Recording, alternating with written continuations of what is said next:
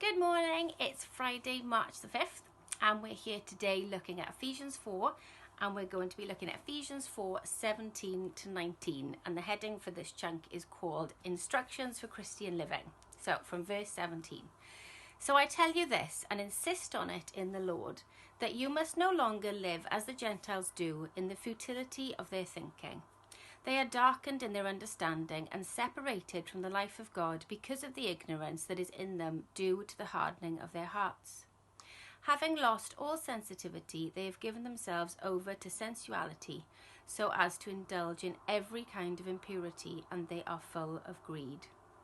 It's quite a hard chapter. When I saw it, I thought, this has probably been the hardest daily thought I've had to do. But Paul is very strong in this, and it starts, so I insist on this in the Lord.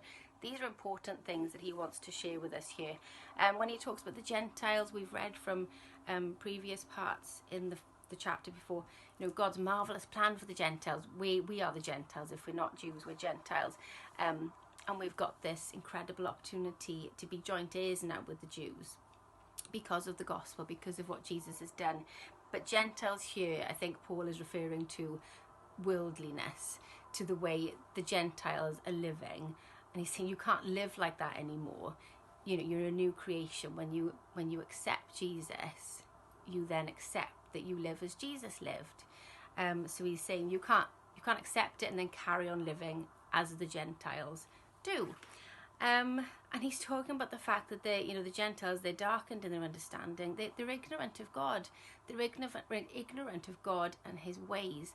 And I definitely think we can see that in the way that people are living around us now. This isn't just true of then.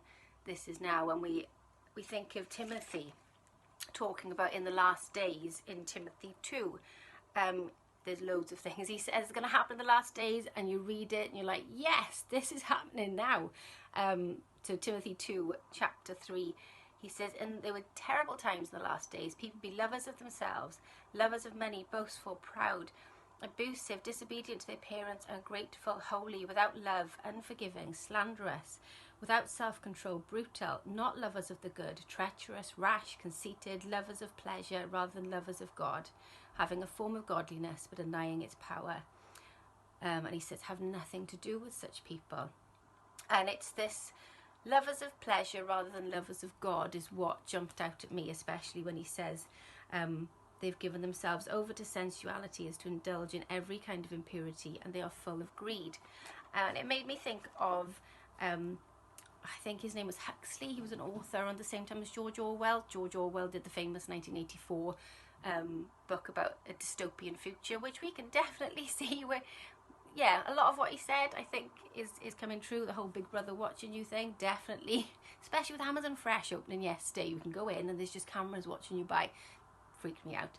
But Huxley also wrote his thoughts of what the future was going to look like, but did it from a different angle. And he wrote about the fact that in the future, so he was writing this in the 30s, I think, he was writing that in the future people are going to be obsessed with pleasure, all kinds of pleasure, and it was just going to be this insatiable sort of greed that people would have, and that was all their focus, was how to please themselves, and that could be anything, and it is this greed. And I think a word that we probably shy away from and think in a negative way, and I think I've touched on this before, is the D word, discipline. Ugh. But discipline is there for our freedom in a way. It sounds like a contradiction in terms, but God is a God of order. God is a God of a natural way of doing things, of rhythms, of seasons. He's a creative God, but he also knows the way things work and the way things to work in the best way, in the most healthy way, in the most life-giving way. Paul talks about the Gentiles having their hearts hardened with ignorance of God. And I think, people's hearts around us, they're hardened with ignorance of God and his way. And the lack of discipline, the lack of self-control that we all have, but the world definitely has. But as Christians, we all struggle with it. I think it's something we really need to perhaps think about and pray about. and this giving ourselves over to different sensualities and greed. But greed could mean money, but it could also mean food. It could mean whatever your weakness is. If it's out of control and you haven't got self-control and you haven't got self-discipline, then that's kind of living as what Paul was talking about, the Gentiles are living. So for me, it was quite a challenging one to think about that personally in my own life. What do I need to make sure that I have got discipline in, that I am living God's way? I'm not ignorant to how God would have me as a follower of Jesus to live. And I think it's worth reading over these 3 verses, praying over them, and asking God to speak to each of us, to see where God really wants to shine a light to soften our hearts with this passage. So I think it's definitely worth taking the time to do that. So I hope that's been helpful. It is a hard one, but it's an important one to really read and pray about. So I really would encourage you to do that today.